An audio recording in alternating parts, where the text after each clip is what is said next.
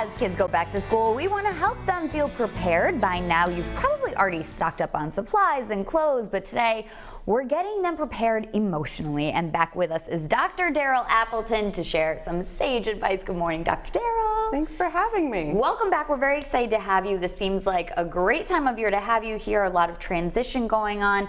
There are kids who may be starting either at a new school, at a preschool, or at school in general for the first time, given that we were just coming off of a pandemic. So how can we help them prepare for that? I'm sure there are a lot of emotions that are involved in something like that. Absolutely. It's interesting because when things are exciting, they're also scary. And I think we forget that sometimes.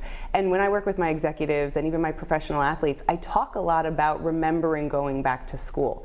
Anytime we start something new, we're going to have this influx of feelings. So it's important that we manage it as parents, as people. So there's a few ways that we can do that from a parenting perspective. And then I'll kind of go into the kids side of things. Perfect. So as parents, it's really important that we make sure we have everything we need ready. So we have questions answered, we can do a run through of the school, we can do a dry run, make sure we're setting the clothes the night before, and having our kids involved in that, because being prepared makes us feel a little bit better about going into something new.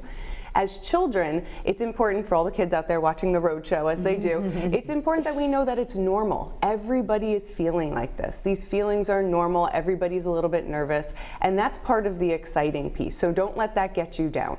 It's normal, and it's something you can definitely help with, but will never really go away in life. There's always going to be something that's a little scary or you're a little anxious about. So it's probably good to address that too. I would imagine that, you know, this is how we learn, this is how we deal with different things, and it's not always a bad thing to feel nervous about something. Absolutely not. It's actually the cousin of excitement.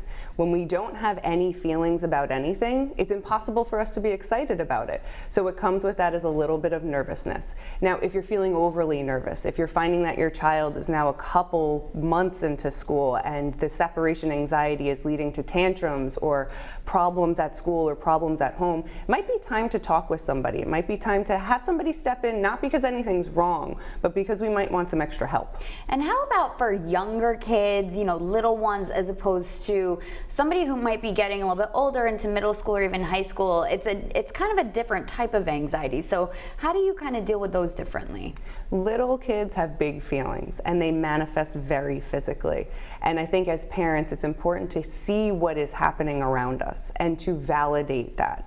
So for very young kids going into school for the very first time, especially if they've had some delays with the pandemic, allow them to have space to talk about it.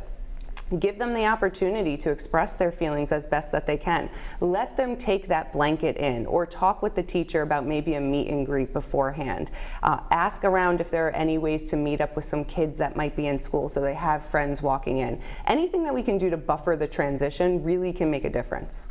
And then there are some specific situations that people might be getting anxious about.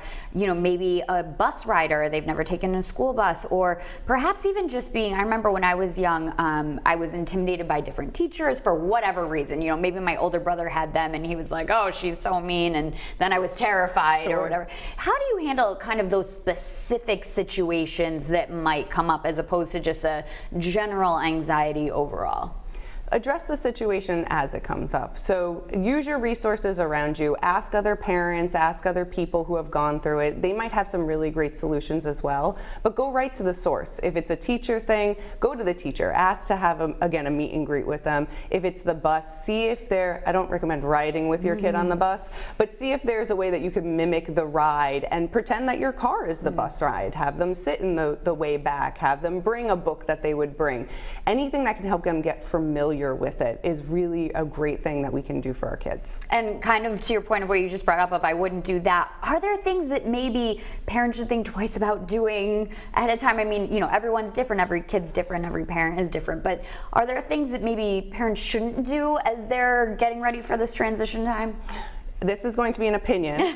I believe that sometimes we need to let our kids figure a little bit out. I think it's important for them and then their development, having a safety net, knowing that if they fall or if they have a setback, we are there for them is the best thing that we can do for them. But it's important we don't live their lives for them, because that is not setting them up for anything in the future. Fantastic advice as always, and Dr. Darrell will be back next week too to give us even more great tips on back to school this time of year.